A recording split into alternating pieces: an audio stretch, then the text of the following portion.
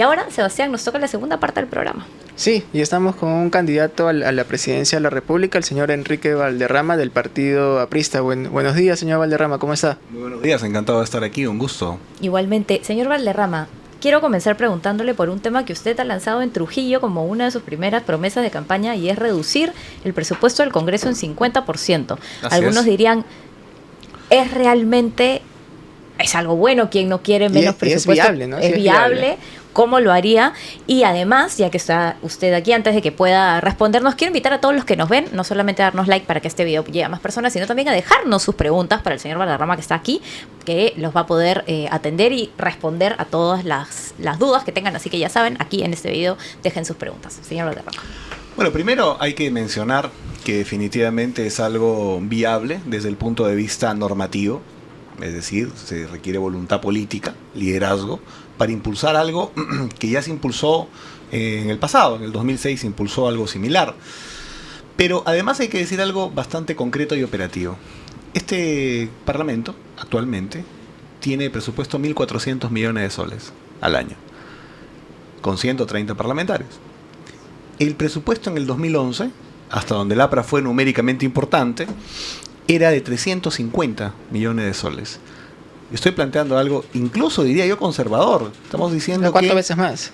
4 veces más. Estamos diciendo que el Parlamento funcione no con 350 millones, sino con 700 millones, atendiendo que ahora hay una doble cámara, etcétera. Pero yo creo que es más que suficiente. Ahora, en el presupuesto público del 26, o sea, en el que se acaba de aprobar, el gasto de planilla, o sea, el gasto de contrataciones de personal y obligaciones sociales, por lo tanto, sube en 36%.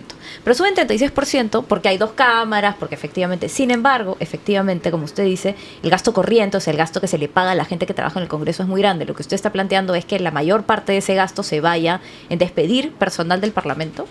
Yo creo que hay que ajustar definitivamente algunas cosas, el tema de los asesores, el tema de la creación de comisiones. O sea, los congresistas tienen muchos asesores. Yo creo que tienen gollerías desproporcionadas. ¿Y cree que el Congreso se está utilizando como para un centro de trabajo para los militantes de los partidos que, bueno, controlan el Parlamento? ¿Qué partidos? Bueno, los dos son partidos, sí. Realmente, son vientres de alquiler, clanes familiares, partidos universidad, partidos franquicia. No son auténticos partidos políticos. Por ejemplo, Podemos, Renovación Popular. Yo espero. Renovación tiene una bancada, creo, no tan numerosa. Creo que no han incurrido en escándalos hasta donde yo he visto. Pero el caso, pues, incluso de este uso de material del Parlamento en campañas políticas. Lo dice por Fuerza Popular. En Trujillo, justamente, ¿no? Creo que eso es algo reprochable desde todo punto de vista. Incluso ellos mismos lo han sentenciado mal, digamos, ¿no? Pero Podemos, el señor Acuña, en fin, yo creo que hemos tenido la frivolidad absoluta en el Parlamento y creo que eso tiene que acabar. La gente está, creo seriamente y con justicia, fastidiada con el Congreso. Y creo que hay que dar un gesto de empatía con los sectores populares. Yo digo, mira, solamente en esa reducción tienes 3.500 millones de soles en 5 años que puedes inyectar socialmente, potenciando las comisarías o destinándolo, por ejemplo, a pagarle mejor a nuestros soldados que cuidan la patria, que tienen una propina de 300 soles. Creo que eso es algo indigno e injusto, ¿no? Señor Valderrama, y en el caso del partido aprista, ya lo felicitaron, ya lo llamó Javier Velázquez Esquén, Carla García, Jorge del Castillo, todos han aceptado los resultados. ¿Pero lo han llamado? No directamente, pero eso no es necesario. Hubo un poco de riña ahí, ¿no? Como que, ¿no? Es cosa del partido. Yo hice una nota, por ejemplo, el señor, no directamente Velázquez Esquén, pero el señor Humberto Abanto, que era parte del equipo del señor Velázquez Esquén, dijo varias veces de que su primer trabajo conocido no podía ser presidente de la República y le recomendó que vaya a la universidad a sacar su título de abogado. Se le ha criticado mucho que usted no tenga una riña, ¿no? No. Se le ha criticado que no tenga usted un pasado más sólido laboral. Yo creo que es producto de la emoción electoral. Hay gente que cree que con ese tipo de comentarios van a tener un mayor éxito electoral. Al final creo que eso no ha sido el caso. Y definitivamente creo que los ataques que han habido a partir del 30 de noviembre se han detenido. Yo no he escuchado ninguna cuestión ácida en medios de comunicación de absolutamente nadie. Yo digo públicamente que entiendo el mensaje de la militancia. Nos ha dado la posibilidad de representar al partido, pero nos ha dado esa posibilidad con un estrecho margen. y además en el conjunto de 4 tendencias que son importantes en el partido, por la votación me refiero, la de Hernán Garrido Leca, la de Jorge del Castillo, la de Javier Velázquez, y lógicamente aquellos que han apoyado esas fórmulas habrá que convocarlos también. Y bueno, y en lo otro creo que hemos demostrado, hemos declarado incluso que hemos estado en el sector construcción durante 9 años, por ejemplo. ¿Como Luego, abogado? No. Yo he gerenciado, he sido subgerente. ¿Y cómo se llama su empresa? Porque usted me dijo de que había licitado con gobiernos de turno para construir proyectos de mi vivienda. ¿Cómo se llama su empresa? PS Innova. PS Innova. Así es. Ahí ha trabajado usted como 9 años como gerente general. Subgerente. Subgerente. Y he sido accionista también, ¿no? Claro. Y luego de eso hemos construido en total unas 300 durante mi gestión, más o menos. En total habrán sido unas 500, ¿no? No hemos tenido nunca problemas, digamos, hasta donde yo he estado, hasta el año 2022 más o menos. Y a partir del 23 en adelante, dedicado, digamos, al análisis legal en todo caso, ¿no? O sea, consultoría legal. Sí. ¿En un estudio o de manera independiente? No, en un estudio. ¿Y cuál es el nombre del estudio? Global Law. Global Law. Ajá. ¿Y usted se especializa en derecho civil? Básicamente civil, sí. Derecho civil. Sí. Y quería preguntarle también, diferentes analistas dicen de que si el APRA no va unido a la elección general, si es que su corriente, que es la de la renovación, y la corriente que representa el señor Velázquez Gején y Carla García, que es el alanismo, no se unen y no hay realmente un trabajo en conjunto, está en juego, digamos, la inscripción del partido aprista. ¿Usted ha podido ya conversar con Carla García, que es la cabeza de lista al Senado? Más allá de los nombres propios, coincido en que el partido tiene que ir unido. Y definitivamente vamos a esperar la proclamación, digamos, oficial de los resultados, que creo que es el 15. Y a partir de ahí tenemos que hacer un trabajo orgánico, estructurado y conjunto. Y yo no creo que haya ningún tipo de problema. Ayer he visto un video de la compañera Carla García, con quien tengo simpatía, felicitando a la fórmula ganadora. Me parece que eso está muy bien. Bueno, ella va a ser la primera candidata al Senado, ¿no? Así es, con una votación importante que hay que felicitar. Así es. Ahora tenemos una pregunta, la ponemos en pantalla, bueno, un comentario, dice, el APRA ya murió desde el 2019, dice Ángel. Ay, la verdad que no puedo leer. Bueno, mira, yo prometí en Trujillo, en los viajes de la interna, que si lográbamos el triunfo, iba a juramentar en la tumba de Ella de la Torre. Así lo hizo usted. Y lo hemos hecho así. El domingo hemos estado ahí cumpliendo con el jefe del partido. Y la verdad que luego de eso hemos tenido una marcha hacia el local del partido, del cementerio de Miraflores, hasta el local de Pizarro, acompañado de Julio César Morán, el secretario regional, el Mochero Vázquez, que es el segundo vicepresidente, que también es de Trujillo, Marinés Valdivia, la primera vicepresidente. Y ha habido una cantidad de gente muy importante que sin duda desdice el comentario, ¿no? El APRA yo creo que es un partido vivo, lo ha demostrado con 16.000 votantes, no para elegir a una persona que no compite con nadie, sino para elegir entre 14 fórmulas, dándole una votación importante a 4 de ellas, ¿no? ¿Y es viable que el APRA pueda recuperar el llamado Sólido Norte? Porque en las últimas elecciones, viable. Alianza para el Progreso y Fuerza Popular han tenido la mayor votación en esa zona. Sí, e insto a todos los ciudadanos del norte del país a ver cómo está la salud pública en el norte del país, a ver cómo está la seguridad en el norte del país, a ver incluso temas tan concretos como las pistas y veredas en el norte del país. Y yo creo que, obviamente, está demostrado que aquellos que han tenido preeminencia en el norte del Perú en este tiempo, le han fallado al norte. Y creo, naturalmente, nosotros admitimos sin duda que hemos tenido un desgaste hacia el año 2002, me parece que es la primera victoria de Acuña, y en adelante no supimos reconectar, pero estoy seguro que ahora en esta campaña del año 2026 de octubre somos serios aspirantes a la gobernación regional de La Libertad y la alcaldía de Trujillo también. El mensaje tiene que ser en el norte agrarista, seguridad y salud pública, y yo creo que el APRA puede poner una agenda social en esos temas muy potente. ¿Y a nivel nacional? A nivel nacional, lógicamente, el tema 1 es el asunto de la seguridad. Estoy viendo cuándo podemos hacer una conferencia de prensa, ojalá que el 22 o 23, quiero hacerlo antes de fiestas, donde expliquemos el shock de seguridad ciudadana.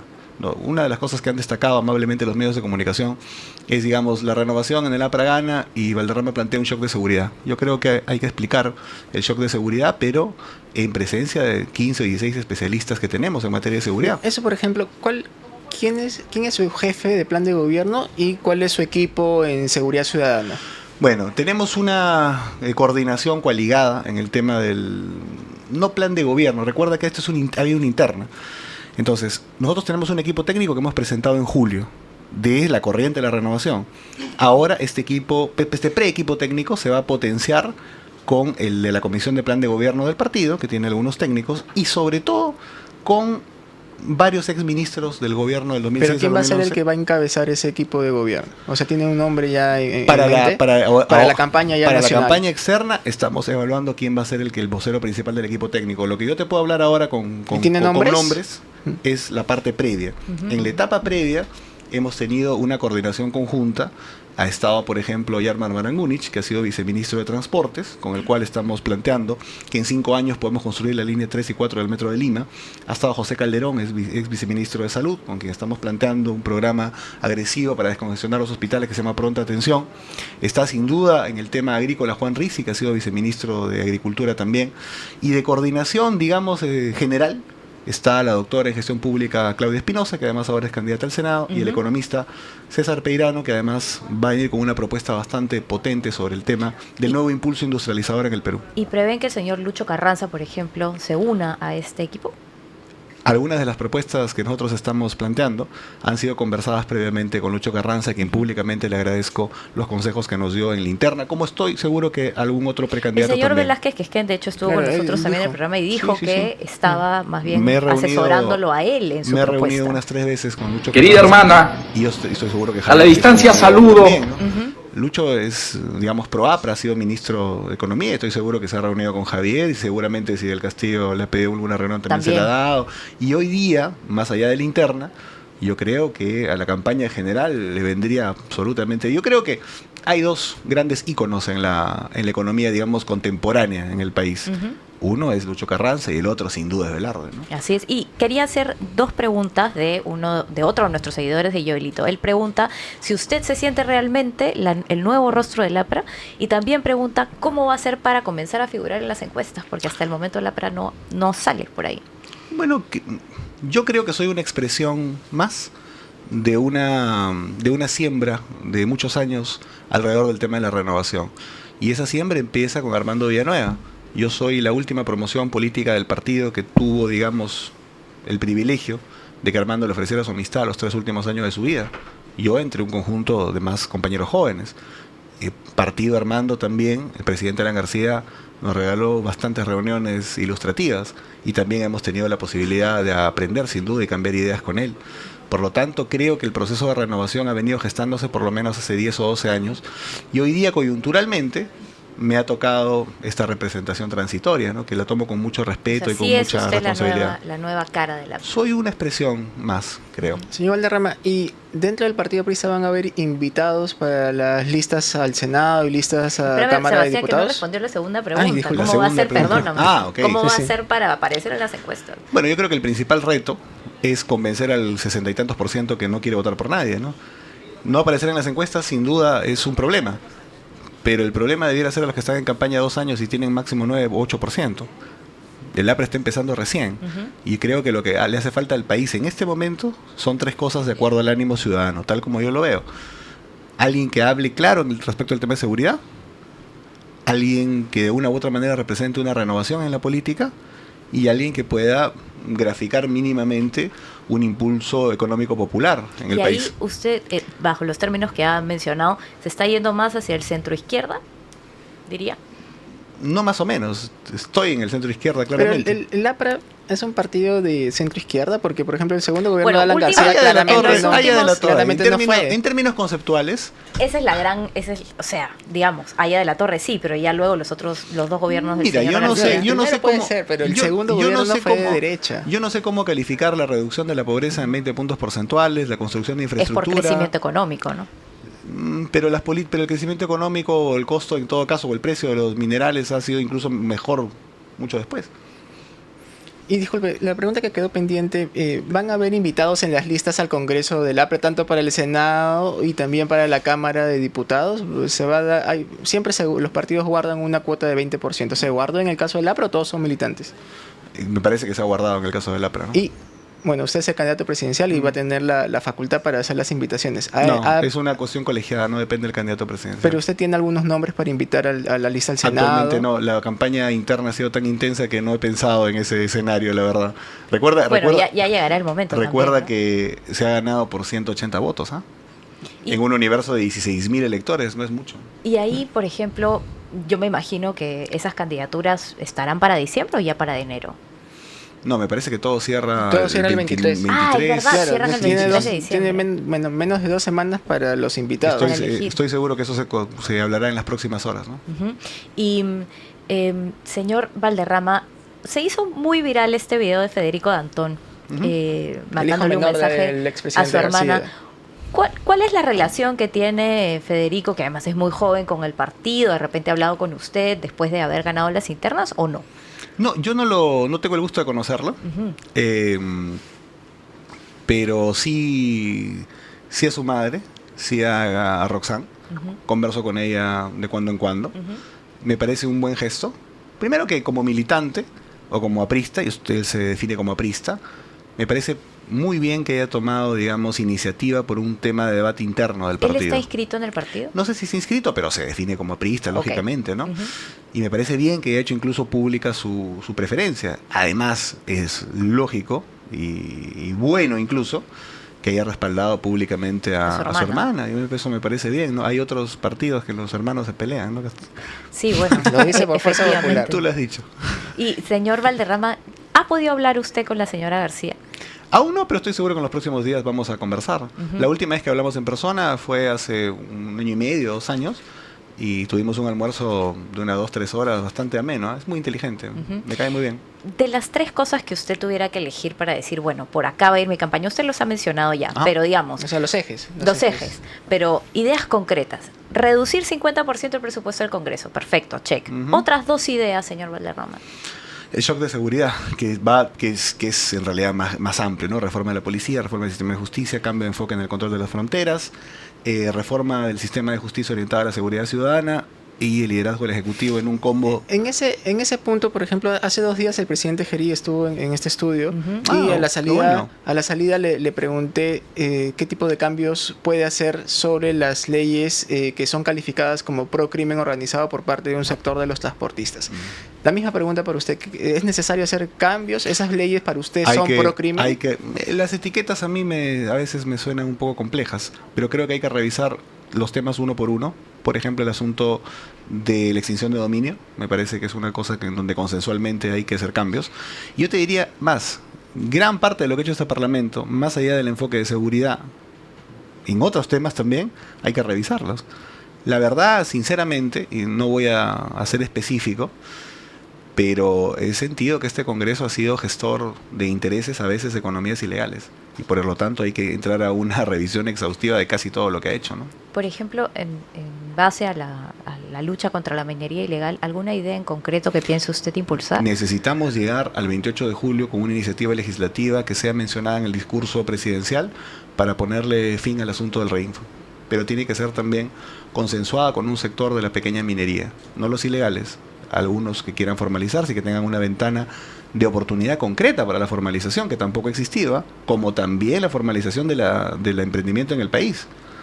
Y yo creo que eso a veces... ¿Del emprendimiento en general, dice usted? En general, o sea, varios programas de formalización popular para los emprendedores, definitivamente. En el tema de la pesca ha empezado a haber problemas también relativos con la ilegalidad, en fin, en el asunto de la minería también. Hay 600.000 familias alrededor de este tema. No todos están en lo que podríamos calificar como ilegales. Yo creo que hay que exigir estándares ambientalmente potentes, laboralmente potentes, porque hay mucha explotación de los pequeños también. Pero ahí, digamos, eso se sabe, ¿no? Se sabe que no son iguales, se sabe que hay diferencias. Y que han utilizado el reinfo como un limbo para no legalizarse completamente, pero para no ser... Pero no más ha sido una solución, es patear para adelante el problema, tiene que terminar, definitivamente. Pero más bien la dificultad está en realmente hacer algo para los que viven en la ilegalidad, más allá de tener que... Pero obviamente, tú estás hablando ahí de 2 estrategias distintas. Una es económica, social, política, digamos, la formalización popular de la pequeña minería, y la otra ya es de seguridad, prácticamente, te digo. ¿Por qué? Porque los llamados ilegales tienen, en parte, algunos de sus fondos de origen, sin duda, en otras economías ilegales. Ojo, digamos, a ver, vamos a... El narcotráfico en el Perú me parece que es alrededor de 1.000 millones al año. Bueno, lo que se dice es que lo lo que se que dice, lo han que se- salido La del minería es 3 veces narcotráfico y más. han pasado a la minería ilegal. Exactamente. Entonces te digo, hay dos cosas diferentes. Ahí tienes que ver inteligencia, toda la fuerza de la policía, el ejército, todo. Pero a este otro sector hay que abrirle una ventana para que lógicamente puedan formalizarse y aislar a los otros. Yo ¿Y creo cuál que ahí sería por ahí va. su tercer eje? Porque mencionó ya dos. En Lo realidad de- son 5. ¿Sí? Dame Ya. 10 segundos, lo explico rápido. Sí, sí. Shock de seguridad, el asunto de generar 3,5 millones de puestos de trabajo en los próximos 5 años. El asunto, ¿Cuántos, perdón? 3,5 millones y medio. 3,5 millones de Así es. nuevos puestos de En trabajo 5 años. En 5 Ah. años, en 5 años. en todo el En 5 gobierno. años. Ajá. En el segundo gobierno hicimos 2,8, me parece. Y ahora el precio de los metales está mucho más que en aquella época. Ujú. El presupuesto, por ejemplo, del Estado de hoy día es, creo, 3-4 veces superior al que era en ese tiempo. Bueno, profundización de Pero los de todo el Estado normalmente anualmente suben entre 3 y 5%, De acuerdo. porque además va en línea con la inflación. Obviamente, pero obviamente. Pero de todas maneras, yo creo que hoy El hay más presupuesto recursos del Estado es que muy lo grande. que exactamente, y hay menos reducción de la pobreza, y hay menos obras, y hay ¿Pero es un tema de dinero o es un tema de la ejecución del dinero? de la ejecución también, ¿no? Por eso estamos planteando incluso la creación de escuelas macrorregionales de gestión pública. Sí. Pero ¿Y el no cuarto me y el quiero quinto? desviar, perdón. Perdón. Sí, los temas sociales, educación, salud, vivienda. Me parece eso fundamental, entre otros. Esos son los otros 3 ejes. No, Ah. el tema social es un eje. Uno. En el tema social incluye educación, salud, vivienda, entre otros. Y el cuarto, perdón, lucha contra la corrupción, definitivamente. Y el quinto, algunos temas de reforma del Estado, digitalización del Estado, replanteamiento de la centralización en el país. Ja, Y eso está interesante. Eso significa quitarle poder a los ¿A los gobiernos gobiernos? regionales. hay que entrar a un debate. Yo he estado hace poco en la reunión que hizo la Sociedad Nacional de Industrias con la Asamblea Nacional de Gobiernos Regionales. Ajá. Y creo que hay un consenso de que la descentralización que iniciada en el 2002 ha quedado trunca. Debía irse a un proceso de regionalización que nunca existió. Y yo ¿Fallida o trunca? eso es lo que hay que debatir. Yo tengo mi propia perspectiva. El APRA históricamente ha defendido otro modelo de descentralización. O sea, el APRA es tributaria de la descentralización. Nunca vamos a querer descentralización en el Perú. Ujú. Pero somos tributarios de otro modelo de descentralización, la transversal, inspirada en Manuel Pulgar Vidal. Parte de eso lo hicimos en 1989, que hicimos el primer proceso de descentralización en el país, que lo liquida Fujimori en el 92, porque como era un proceso autoritario, quería lógicamente centralizar el poder. Y yo creo que hay que entrar a un debate también sobre la eficiencia estatal, y parte de ese debate creo que podría ser la reducción de los sectores de 19 a 12. Señor Ajá. Valderrama, O sea, 12 gobiernos, perdón, tener 12 gobiernos regionales. Los no. sectores del Estado, me refiero a los ministerios. Ah, ok. Ah, los ministerios. Perdón, en el perdón. caso de la descentralización, sí, tiene que haber entre 8 a 12 también a ver, regiones, ¿no? pero Alan García incrementó los presupuestos, los ministerios. Entonces, pero por ejemplo, usted dice que ir a 12, pero son 19 en la actualidad. ¿Cuáles son los que se deben eliminar o fusionar? Mira, yo creo, partiendo de un asunto de eficiencia clara, tienes el MIDIS con el Ministerio de la Mujer, que funcionó, que redujo la pobreza y que tuvo mejores políticas cuando estaba junto y cuando estaba separado. El asunto de vivienda, por ejemplo, transportes, podrías hacer obras públicas, en fin. Sí creo que el tema, por ejemplo, ambiental y cultural ameritan realmente ser un sector. Incluso por las posibilidades... Juntos, quiere decir. No, separados. Ah. Y incluso por las posibilidades económicas del tema ambiental, que evidentemente en el futuro van a ser muy importantes. Yo creo que tenemos que tener ahí también un enfoque verde, ¿no? Pero ahí, perdón, entonces solo para que las ideas queden claras. Fusionar el Ministerio de la Mujer con el MIDIS, Para empezar. para empezar. Tener un Ministerio de Obras Públicas, dijo usted. Exactamente. Y eliminar así el Ministerio de Vivienda, ¿o no? Vivienda con transportes y comunicaciones, lógicamente, tendrían que fusionarse, ¿no? Entonces, crear un Ministerio de Obras Públicas, fusionar MTC con Vivienda. Sí, claro. Ajá. Y Por el ahora. otro, No, mientras entramos a ese debate específico, ajá, que lo podemos presentar como segunda, digamos, conferencia de prensa después de la de seguridad, ajá. estamos en evaluación exacta de, De cuáles cuáles son. tendrían que ser, pero yo sí creo que hay que ir a un esquema de reducción, ¿no? Muy ¿Y qué- difícil qué fusionar, Vivienda con MTC. ¿Eh? Sí, El MTC todos ya es un son- monstruo. Todos son casos complejos. Hay otros No, candidatos pero que el están MTC es el planteando- ministerio más caro de los 19.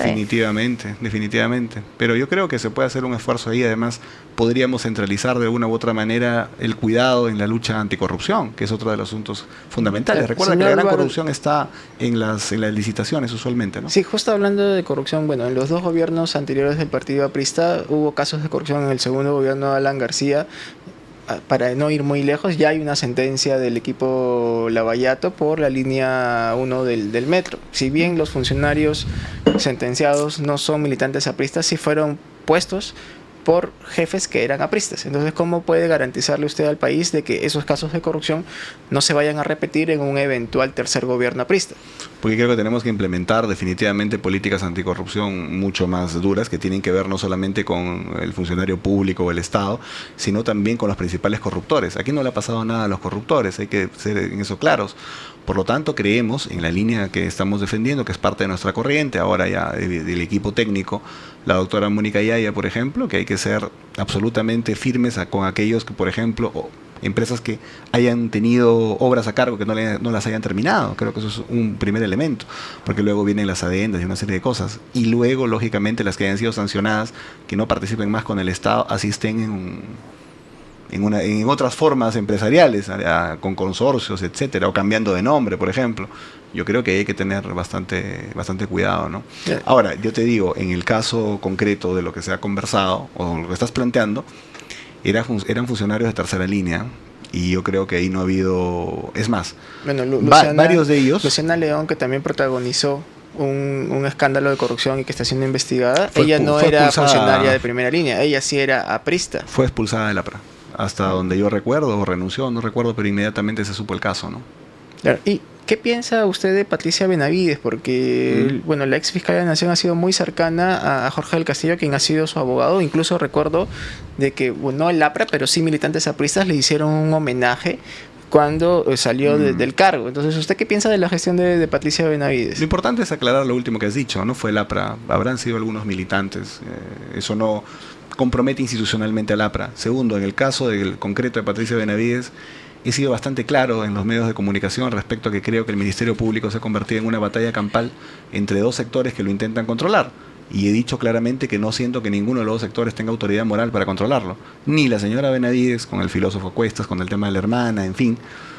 Definitivamente no. Y tampoco creo que el sector que ha influenciado a Pablo Sánchez en los últimos 10 años tampoco lo tiene.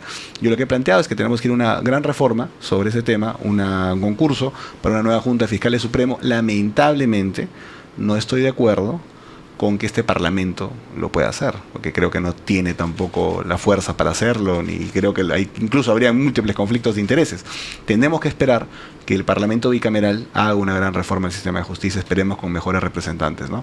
Pero absoluta distancia con la señora Benavides. ¿Usted también está postulando a Cámara de Diputados? Sí, a la Cámara de Diputados. ¿Con también. qué número?